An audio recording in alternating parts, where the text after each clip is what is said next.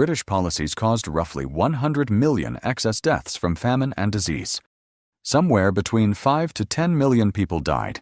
Somewhere between 1.5 to 13 million Congolese died. Accept Spanish rule and Christianity, or we'll kill you. 60 million people reduced to just 6 million by 1600. Around 700 men, women, and children suffocated to death. At least 17,000 African laborers died from exhaustion, malnutrition, or abuse. Somewhere between 400,000 and 1.5 million Algerians died.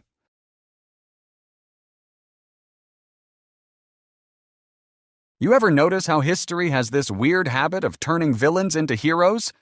Oh, totally. The same people who burned and looted half the world are the ones we call explorers and civilizers. Right? They claimed they were bringing progress, building railways, schools, spreading religion. Sounds noble when you first hear it. Yeah, until you dig deeper and realize those civilizers were also starving millions in India, chopping off hands in the Congo, and calling it philanthropy. It blows my mind. These were the same nations preaching liberty, equality, and humanity, while running empires built on torture and theft. That's the contradiction no one really talks about. They came with the Bible in one hand and a rifle in the other. So today, we're asking the question your history books quietly skipped. Were these conquerors truly saviors, or just savages hiding behind fancy words? And once you hear what really went down, you'll never look at the word civilization the same way again. Yeah, this isn't just about the past. It's about how those so-called missions shaped the world we live in right now. Buckle up. This one's going to hit hard, and it's about time it did. So before we start pulling apart who did what, I think we need to set the stage a bit, because this whole thing, this civilizing mission idea, didn't just pop out of nowhere. It was the backbone of European colonialism for centuries. Absolutely. Every empire, British, French, Spanish, Belgian, Portuguese, had its own version of the same excuse. We're not conquering, we're helping. They framed it as a moral duty, a divine calling. The British had their white man's burden, the French called it the Mission Civilizatrice, and the Spanish had this wild legal religious document called the Requerimiento. Right, The White Man's Burden, that poem by Rudyard Kipling in 1899. He literally told America to go civilize the Philippines like it was a chore assigned by God himself. Precisely. It's so ironic because that poem became the moral cover for domination. Kipling called it a burden, like empire was some kind of selfless service project, when in reality it was about control, resources, and power. And that same narrative echoed everywhere, right? The French, for example, claimed they were duty-bound to spread enlightenment to so-called heathen cultures. Yeah, and let's not forget King Leopold II of Belgium. At the 1884 Berlin Conference, he basically marketed his takeover of the Congo as a humanitarian crusade, told other European leaders he was going there to stop slavery and bring civilization. Everyone bought it. Which is insane, because we now know that what he really did in the Congo was, well, anything but humanitarian. But we'll get to that. Yeah, we'll get there. But that's the point. This idea of civilizing wasn't just moral posturing, it was a psychological shield. It let empires feel righteous while doing horrific things. It was like saying, we're saving them, even if we have to kill them to do it. So, to put it simply, the civilizing mission was the sales pitch of empire. Precisely. It was the PR campaign before the invasion. Behind the sermons and speeches were armies, trade monopolies, and a hunger for resources. But the language, progress, light, development, that's what made it sound noble. And that's where the hypocrisy begins, right? Because the very people claiming to spread morality and humanity ended up committing some of history's worst crimes. You nailed it. The gap between what they said and what they did is massive. On paper, civilization. In practice, conquest, plunder, and cultural destruction.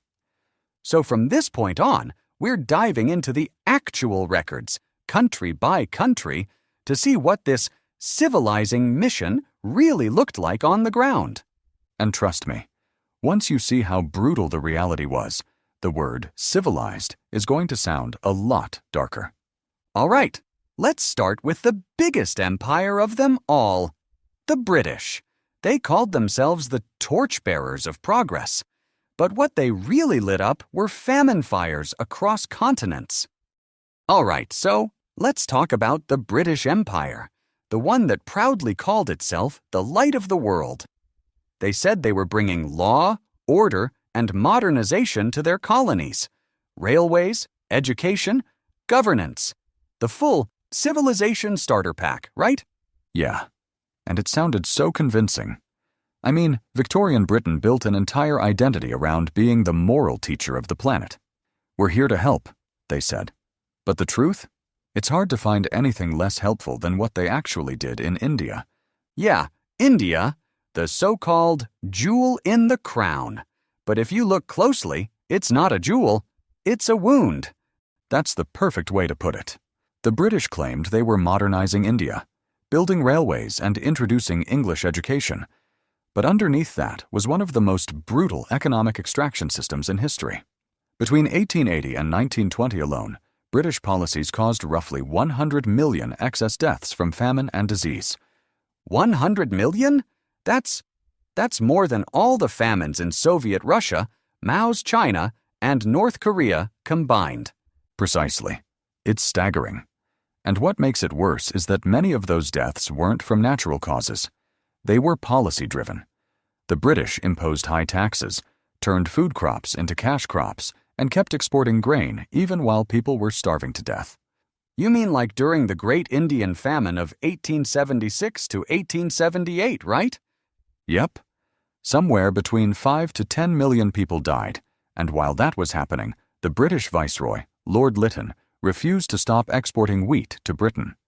Over 300 to 20,000 tons of wheat left India during that famine. Imagine, people dying in the streets, and ships loaded with food sailing away to feed the empire. That's horrifying. And then they'd still lecture about free markets and moral duty.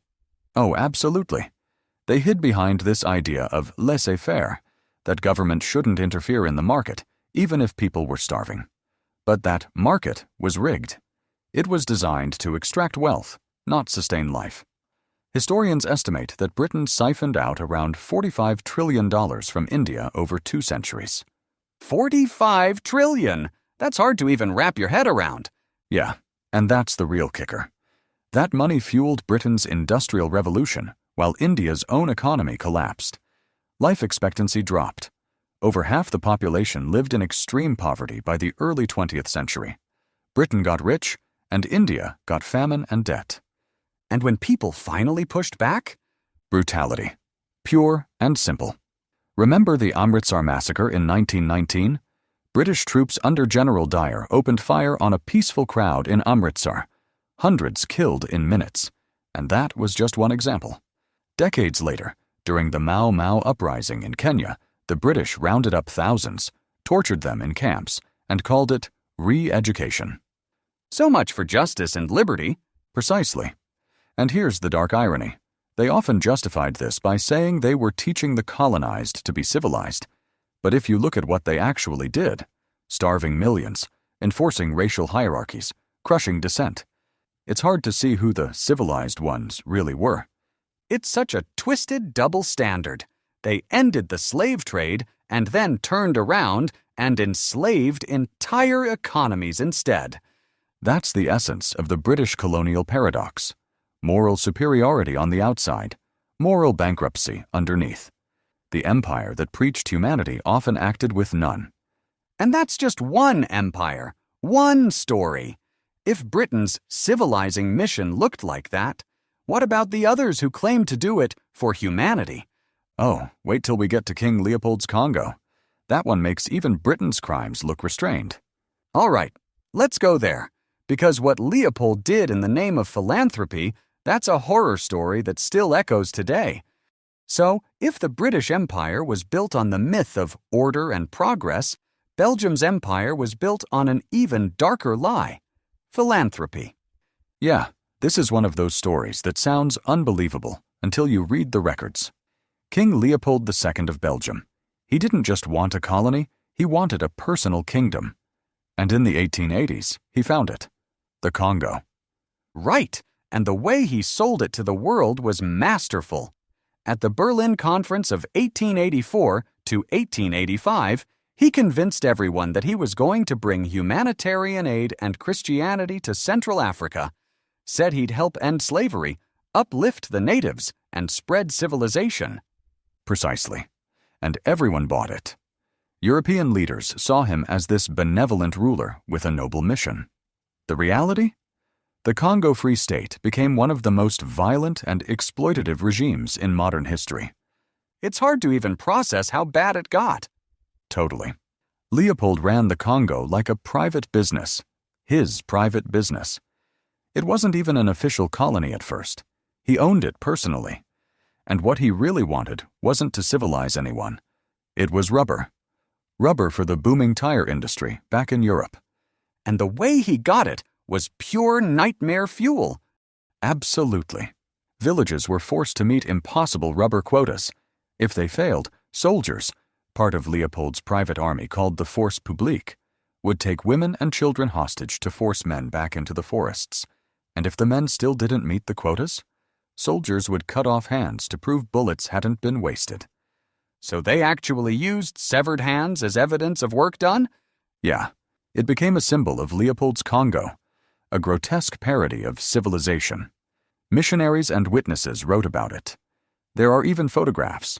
Piles of severed hands, children staring blankly, arms missing. It's one of the most chilling examples of colonial hypocrisy ever recorded.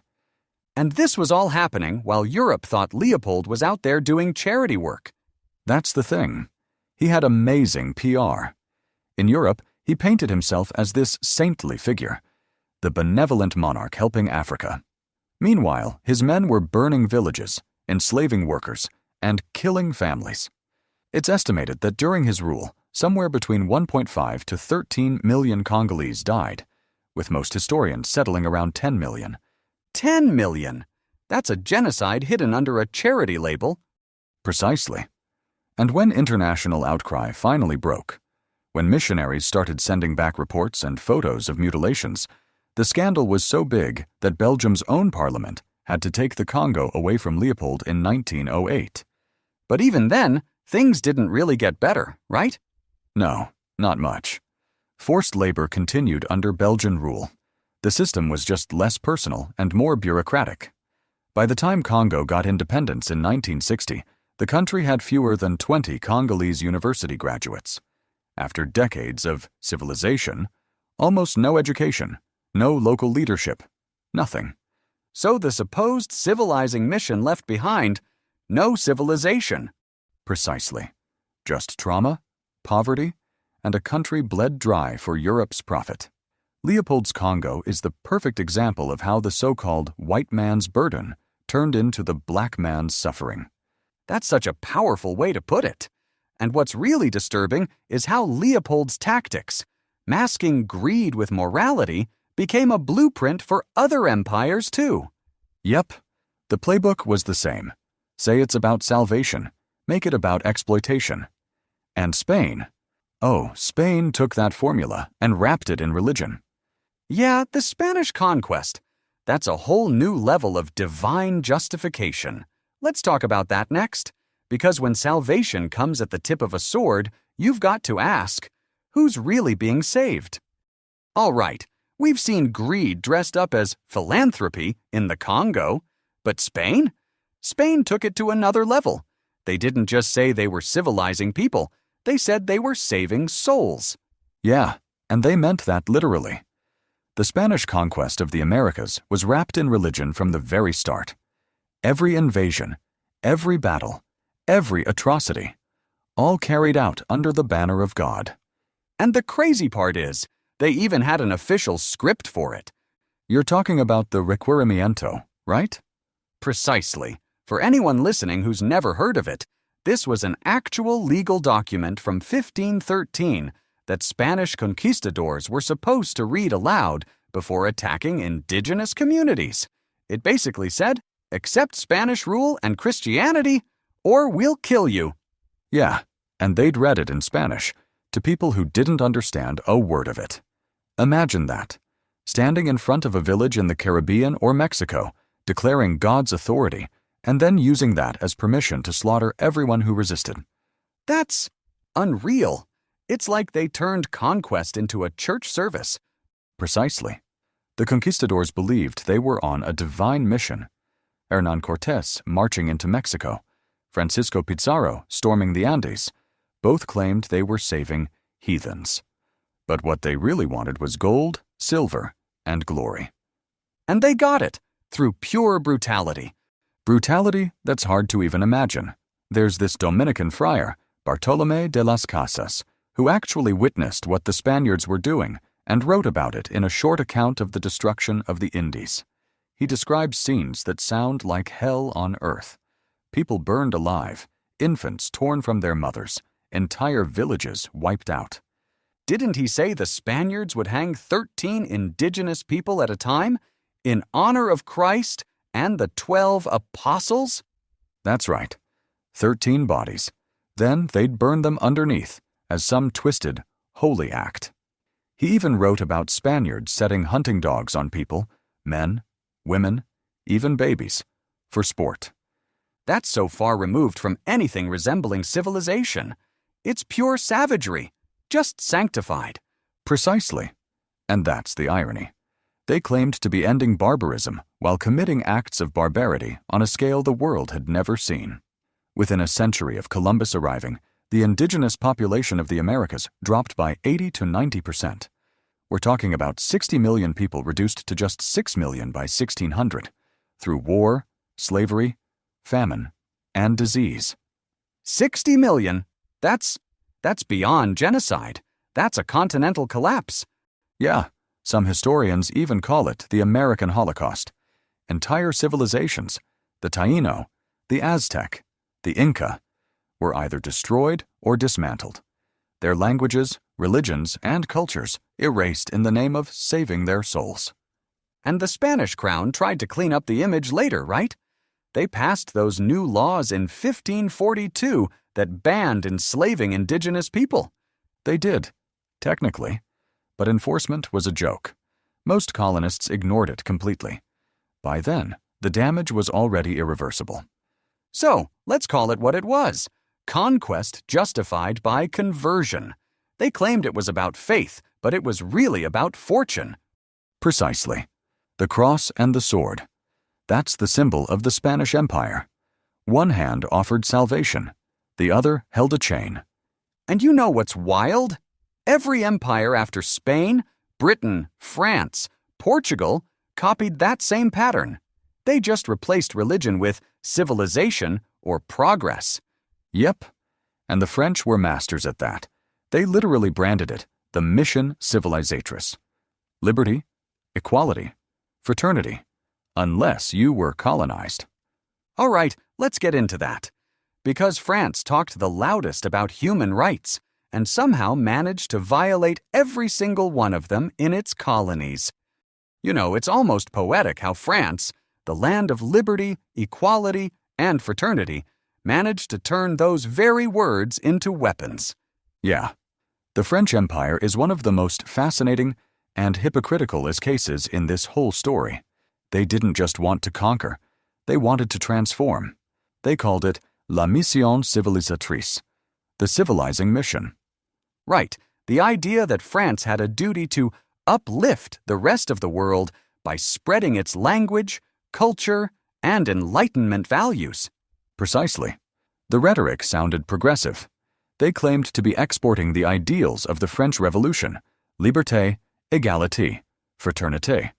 But in reality, they built an empire on forced labor, violence, and racial hierarchy. So they were preaching equality while practicing apartheid. Pretty much. They even made it official with something called the Code de l'Indigénat, a legal system that basically said, if you're native, you're not a citizen. It allowed French officials to imprison people without trial, beat them, and force them into unpaid labor, all perfectly legal under colonial law. So basically, equal rights for all, except for the 90% of the empire who didn't look French. Precisely. In places like West Africa and Indochina, locals were forced to work on roads, plantations, or military projects. Refuse, and you'd get whipped or jailed. Meanwhile, a handful of assimilated natives were paraded around as proof of progress. That's the worst kind of tokenism, colonial addition. Totally. And if anyone dared to resist, the French military didn't hesitate to show how civilized they really were. Take Algeria, for example. When the French invaded in the 1830s, their generals were openly saying things like, "We must ruin the Arabs, annihilate all who will not submit." That's not colonization, that's extermination. It really was. In 1845, there was this horrific event, the Dara Cave Massacre. A group of Algerian villagers took refuge in a cave to escape French troops. So the commander, Colonel Pélissier, ordered fires lit at the entrance. He basically smoked them alive. Around 700 men, women, and children suffocated to death. Jesus, that's hard to even picture. Yeah, and it didn't stop there. During the construction of the Congo Ocean Railway in the 1920s, at least 17,000 African laborers died from exhaustion, malnutrition, or abuse, all to build a line that mostly benefited France's export trade. So the so-called mission of progress literally ran on bodies. Precisely. And it kept going well into the 20th century. In Madagascar in 1947, when locals rebelled, French troops killed anywhere from 30,000 to 90,000 people. Then, in the Algerian War of Independence, 1954 to 62, the French military used torture, mass executions, and scorched earth tactics. Somewhere between 400,000 and 1.5 million Algerians died. And all this while France was calling itself the champion of human rights. That's the heart of it. The contradiction. The same republic that wrote The Rights of Man had a system that literally classified millions as subhuman. They claimed to be spreading civilization, but they destroyed it wherever they went. And after all that, how many of those civilized subjects actually became equal citizens? Almost none. Out of the entire French Empire, millions of people, only a tiny elite of evolved natives, or évolués, were granted full rights. Everyone else was just a source of labor or soldiers. Over 200,000 West African troops were conscripted to fight in the world wars for a country that didn't even recognize them as equals. So, France's mission was never really about equality.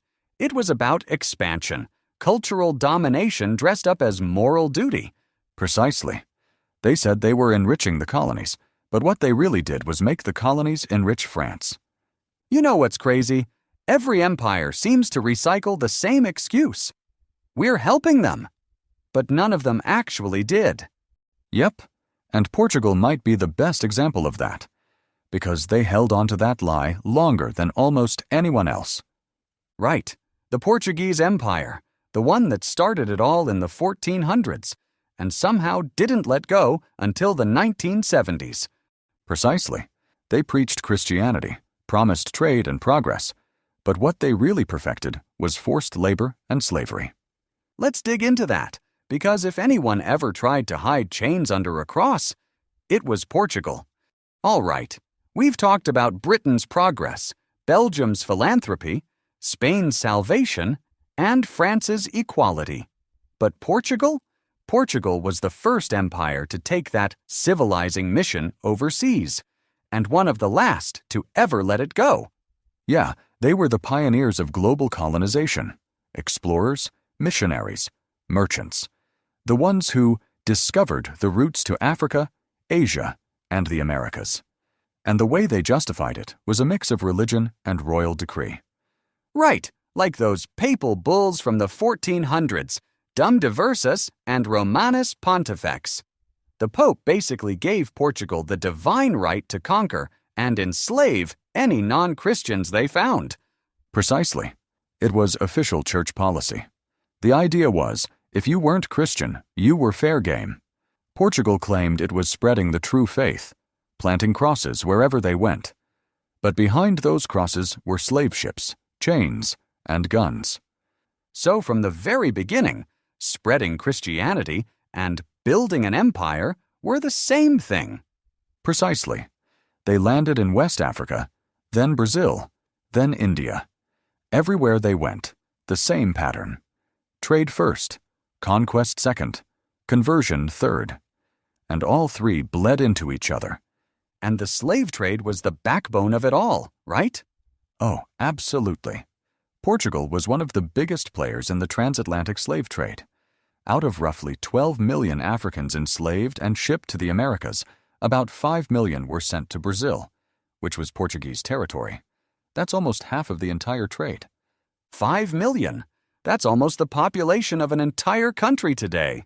Yeah, and it's estimated that between 500,000 to 1 million Africans died during the voyage alone. The rest were forced into plantation labor to produce sugar, coffee, and gold that made Europe rich. So when Portugal said they were bringing civilization, what they really brought was chains. And that didn't end when slavery was abolished, right? They just changed the name. Precisely. Portugal officially ended slavery in 1869, but they replaced it with chibalo, a forced labor system in Africa that was basically slavery by another name.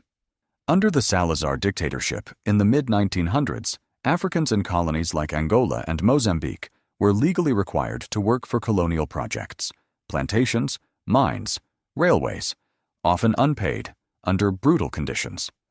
I remember reading that in Mozambique, entire families were forced to grow cotton for the empire. They weren't even allowed to grow food for themselves.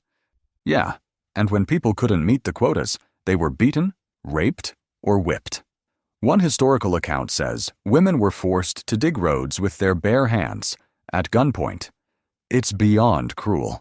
And this was happening in the 20th century, like not medieval times, the 1940s, 50s, 60s. Yep. While the rest of the world was decolonizing, Portugal was still clinging to its civilizing mission. They even came up with this theory called Luso-tropicalism. It claimed that Portuguese rule was more gentle, more harmonious than other empires. But the numbers tell a different story. Yeah, because by the time Mozambique and Angola finally got independence in 1975, over 90% of black Africans in those colonies were illiterate. That's not civilization. That's deliberate underdevelopment. Precisely. Portugal spent centuries extracting resources, rubber, cotton, coffee, while giving almost nothing back. They claimed to be integrating and educating, but really, they were enslaving and exploiting. It's wild how every empire dressed up its brutality in moral language.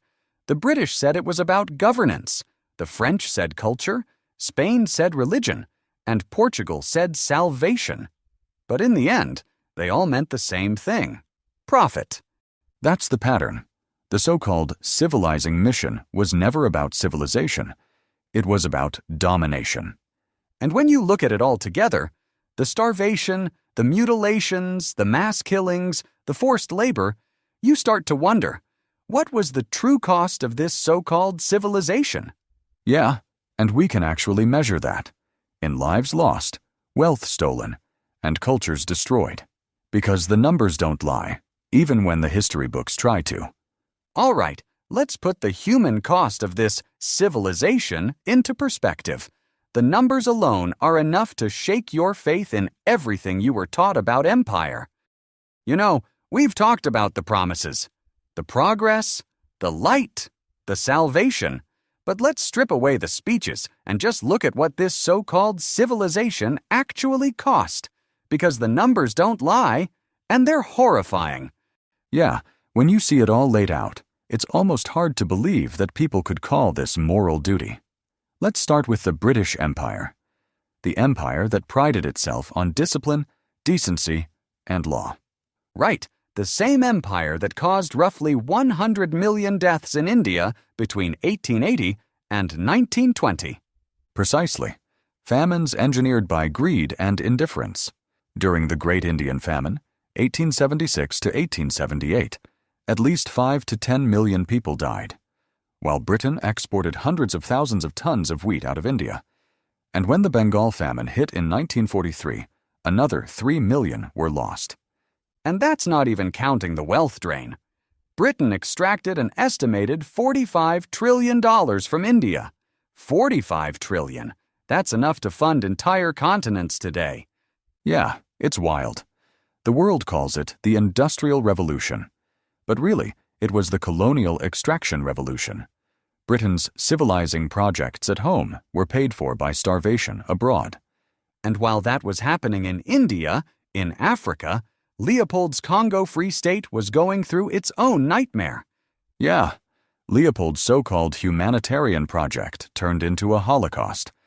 Modern estimates say between 1.5 and 13 million Congolese died under his rule. Most historians settle around 10 million. Mutilations, massacres, starvation, and all of it, every severed hand, every burned village, was justified in the name of civilization. You know, when people say, the road to hell is paved with good intentions, they're underselling it. This road was paved with blood. And it stretched across oceans. The transatlantic slave trade, that's another part of this story we can't forget. Over 12 million Africans were trafficked as slaves. Around 2 million died during the Middle Passage alone. The survivors built the plantations, the ports, and the wealth of Europe and the Americas. And the irony is, slavery was defended with the same logic as colonization. We're civilizing them. We're teaching them labor. We're saving their souls. Precisely. It's the same playbook, rebranding oppression as obligation. And then there's the Americas, the original New World. Yeah, that new world was built on the bones of an old one. When the Spanish and others arrived, the indigenous population was somewhere around 60 million. By 1600, it had dropped to 6 million. That's about a 90% collapse. A literal apocalypse, carried by ships and flags. And they called it salvation. The Caribbean was almost completely depopulated. Whole nations erased. People talk about the Holocaust of the 20th century, but the Americas experienced one centuries earlier, in the name of faith and empire. And France. Same pattern, right? The mission civilisatrice. All those slogans of liberty and fraternity, but backed by massacres and forced labor. Precisely. In Algeria, 500,000 to 1 million Algerians were killed during France's conquest. The Dara Cave Massacre. 700 dead in one cave alone. The Congo Ocean Railway. At least 17,000 Africans died building it. And in the Madagascar Revolt of 1947, up to 90,000 people killed. And then you get to the Algerian War. Hundreds of thousands more. Yeah, up to 1.5 million Algerians dead. Torture, executions, villages burned. And all while France was teaching the world about human rights. You can't make that kind of hypocrisy up. And Portugal, they might have been smaller, but their brutality ran deep. Forced labor in Mozambique and Angola lasted into the 1970s. The Chibalo system starved families, forced women to work under threat of violence. Even after centuries of civilization, over 90% of black Africans in their colonies were illiterate. So, across continents, across centuries, it's the same pattern. Civilize them. Christianize them, exploit them, leave them broken. Precisely. And all the while, Europe called it progress. But what they built wasn't civilization. It was inequality on a global scale.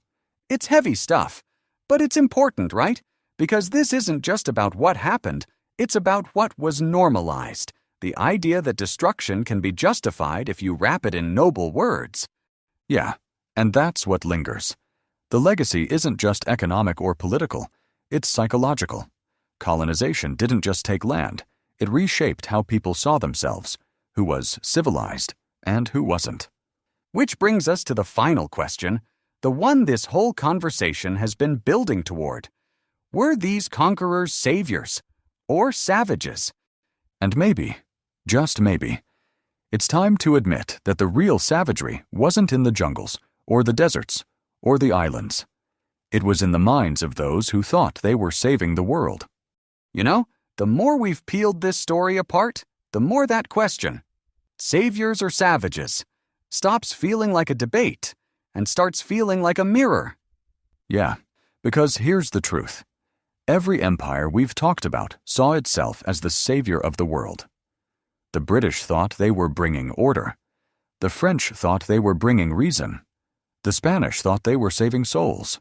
The Portuguese thought they were spreading faith. The Belgians thought they were rescuing Africans from slavery. And in every case, what they really brought was death, hunger, and trauma. Precisely. They called it civilization, but what they practiced was conquest. They destroyed ancient cultures, erased languages, burned libraries, and redrew maps without consent, and somehow convinced themselves, and everyone else, that they were doing it for humanity. That's the darkest part of it. They truly believed it. They believed their racism, their hierarchy, their divine right. They saw the people they conquered as children, too primitive to govern themselves. And that mindset didn't die when the empires did. It just changed shape. You can still feel it today, in economics, in politics, even in culture. The same hierarchy, just dressed in modern clothes. Right? The idea that the West is the center of progress, that development equals imitation, that other cultures need to be fixed. It's the same old civilizing mission, just rebranded. Yeah, and it's why this conversation matters. Because if we don't call out that hypocrisy, it just keeps reinventing itself.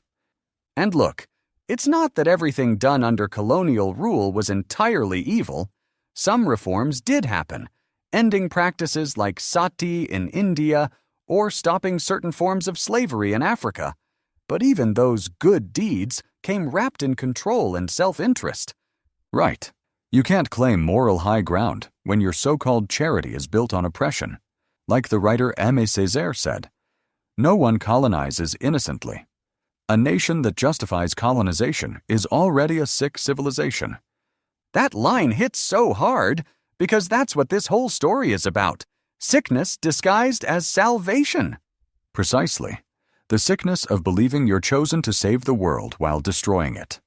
The sickness of calling yourself civilized because you hold the whip instead of feeling it. And that sickness, that hypocrisy, is why we have to keep asking questions.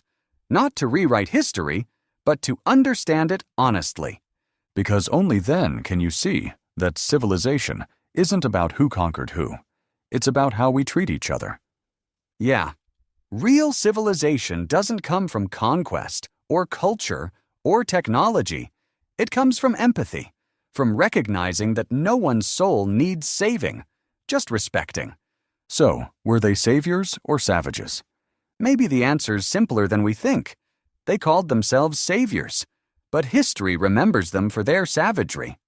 And maybe that's the real white man's burden, living with the truth of what they did, instead of the stories they told. Yeah, and maybe our burden now is to finally stop pretending it was ever about civilization. Thanks for listening, everyone. If you made it this far, you're already part of the few willing to question what we've all been taught. Stay curious and stay human.